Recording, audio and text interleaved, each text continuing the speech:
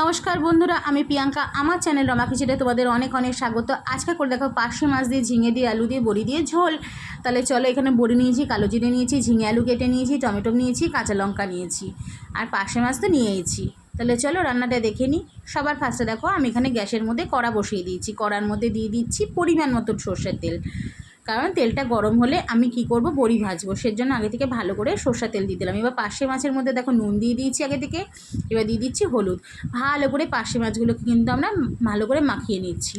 ভালো করে না মাখালে, নুন হলুদ না ঢুকলে কিন্তু পার্শে মাছগুলো খেতে ভালো লাগবে না, তার জন্য পার্শে মাছগুলোকে নুন হলুদ মাখিয়ে নিলাম।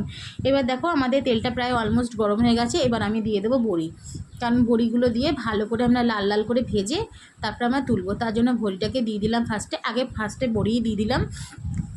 খুব সুন্দর করে বড়িগুলো দিয়ে ভালো করে ভেজে নিচ্ছি। কড়া কড়া করে বড়িগুলোকে ভেজে তুলে নেব। তোমরা যদি মনে করো বড়িগুলো কিন্তু পরে অবশ্যই ভাজতে পারো, আমি কিন্তু বড়িগুলোকে আগে ভাজছি।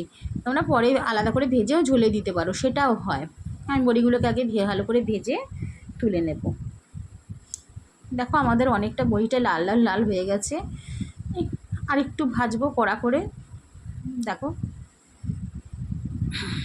অবশ্যই তেলটাকে ভালো করে গরম করে নেবে।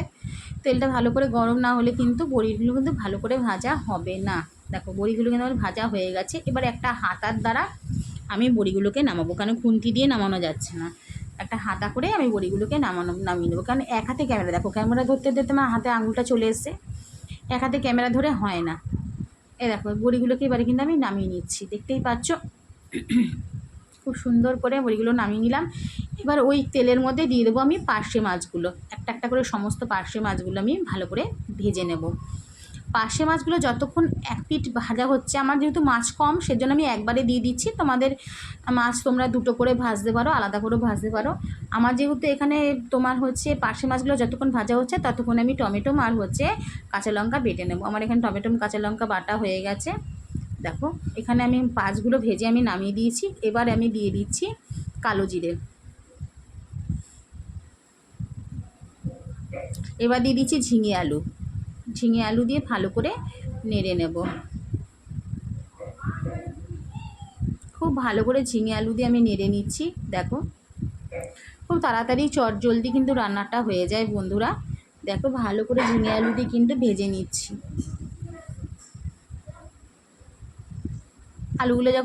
আলুটা যখন লাল লাল ভাজা হয়ে যাবে, তখন কিন্তু আমি মশলাটা অ্যাড করে দেবো। দেখো এখন আমি কিন্তু ভালো করে নেড়ে নিচ্ছি।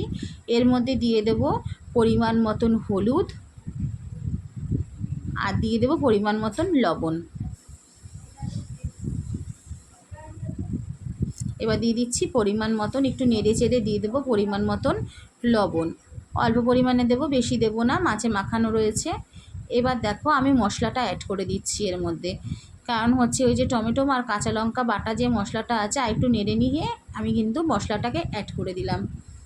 ব্যাস, মশলাটা কিন্তু আমার দেওয়ার পরে একটুখানি কষিয়ে নেব। একটুখানি কষিয়ে নেওয়ার পরে কিন্তু ভালো করে কষিয়ে নেব। কষিয়ে নেওয়ার পরে আমরা পরিমাণ মতন কিন্তু এখানে জল দিয়ে দেবো। আগে বড়ি দিয়ে দিলাম, বড়ি দিয়ে ভালো করে আর একবার কষিয়ে নিচ্ছি। দেখো এবার দিয়ে দেবো পরিমাণ মতন জল। আর একটু ভালো করে না কষলে কাঁচা কাঁচা গন্ধ থাকে, সেই জন্য আর একটু ভালো করে আমি কিন্তু কষে নিচ্ছি। এখানে দেখো কষানো কিন্তু আমার এখানে হয়ে গেছে। এবার কিন্তু এখানে আমি জল দিয়ে দেবো। যতক্ষণ না ভালো করে কষানো হচ্ছে ততক্ষণ কিন্তু কষে যাবে, কারণ কষানোর উপরেই কিন্তু রান্নার স্বাদ হয়। দেখুন কষানো কমপ্লিট হয়ে যাবে, এর মধ্যে দিয়ে দেবো পরিমাণ মতন মাপ মতন জল। এখন আমি এখানে পরিমাণ মতন জল দিয়ে দিচ্ছি। দেখো আমার যতটা জল লাগবে দিয়ে দিলাম। আমি কিন্তু আরেকটু জল এখানে অ্যাড করব। দেখো আমার কিন্তু আরেকটু জল আমি অ্যাড করে দিয়েছি। এবার আমি এটাকে ঢাকা দিয়ে রেখে দেবো। 1-2 মিনিটের জন্য ঢাকা দিয়ে দেবো।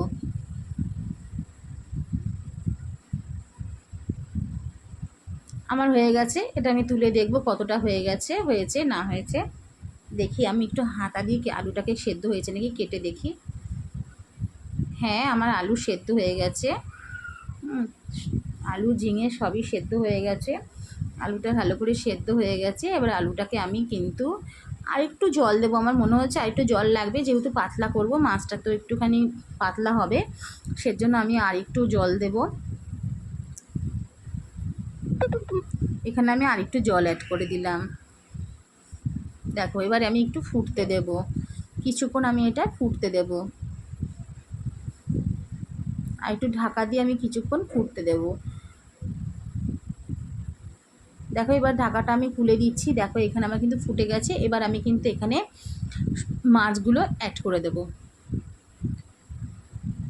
দেখো পার্শে মাছগুলো কিন্তু আমি অ্যাড করে দিলাম। পার্শে মাছ কিন্তু বেশি ভাজতে লাগে না, ওর জন্য এক পিঠ করে ভেজেছি আমি, উল্টে দিয়ে এক পিঠ করে ভেজেছি, ব্যাস। পার্শে মাছগুলো আমি দিয়ে সামান্য একটু ফুটিয়ে আমি কিন্তু নামিয়ে দেবো।